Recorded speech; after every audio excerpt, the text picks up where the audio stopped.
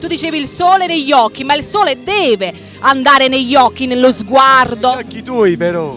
Ecco, ritolgo anche io gli occhiali, ti faccio compagnia. Compagnia Salve. della bellissima Ida. Ignazio Nesi, qui a Cantiamo Napoli. Sì, Allora oggi cosa ci porterai? Cosa ci farai ascoltare? farò ascoltare una bella canzone intitolata Mi piace.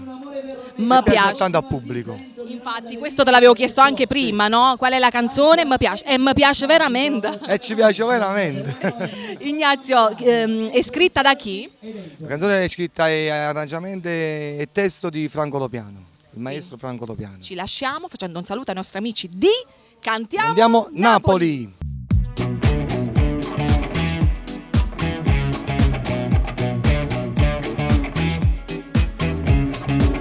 Tu incontri sempre ogni mattina sotto la fermata a Macerlina, e piano piano mi avvicina, noi ci guardiamo, noi ci volimmo, ti fai guardare come cammina, attorno a te si fa casino, poi guarda a me e fai l'occhiolino, si scioglie il cuore, ti manna amore.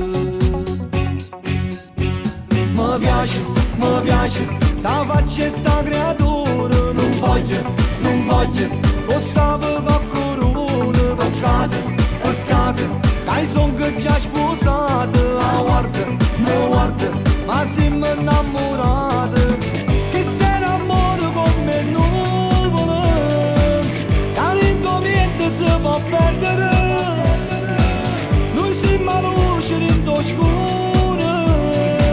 Sappi c'è posa da studare. Mi piace, scordammoci st'amore, te voglio, ma è meglio, sa fa volere senza te.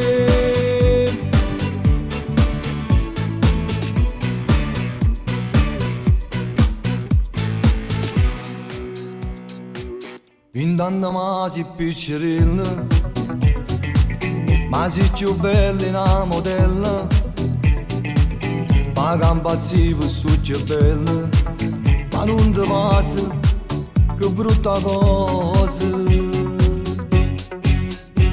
Mi piace, sa faccia sta creatura, non voglio, lo sapevo che corona, peccato, che son che già sposato, guarda, ma siamo innamorati, chi se innamora con me nuvole, che niente si può perdere, noi siamo a luce in oscuro, sappi c'è posa da studare. Mi piace, scordammoci st'amore, te voglio, ma è meglio, sa fa volere senza te.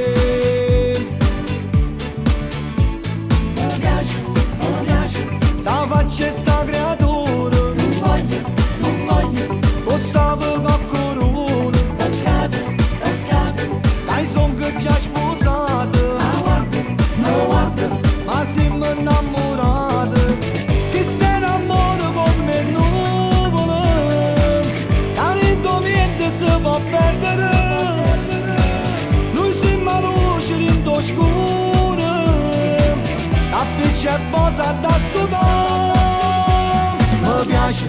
Mi piace, scordammoci st'amore, te voglio, ma è meglio, sa fa volere senza te, senza te. Mi piace,